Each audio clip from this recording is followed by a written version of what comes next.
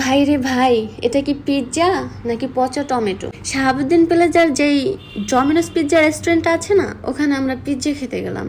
আর এইখানে সব পিৎজা বেছে বেছে সর্বোচ্চ প্রাইজের প্রায় 1700 টাকার পিৎজা অর্ডার করলাম। অনেক ভেবে চিনতে, কারণ আমরা মানুষ ছিলাম 5 জন, তাই বড় সাইজের এবং স্পেশাল পিৎজাটা অর্ডার করলাম। সো পিৎজাটা অর্ডার করার সময় ওনারা বললো যে এখানে ভিডিও করা যাবে না। এটা শুনে তো আমরা হতবাক, কারণ ভিডিও করা যাবে না কেন? ভালো হলে তো আমরা ভালো রিভিউ দেব, খারাপ হলে খারাপ দিব, তাই না? পরিশেষে আমরা পিৎজাটা অর্ডার করেই ফেললাম, সবচেয়ে বড় সাইজের পিৎজাটা।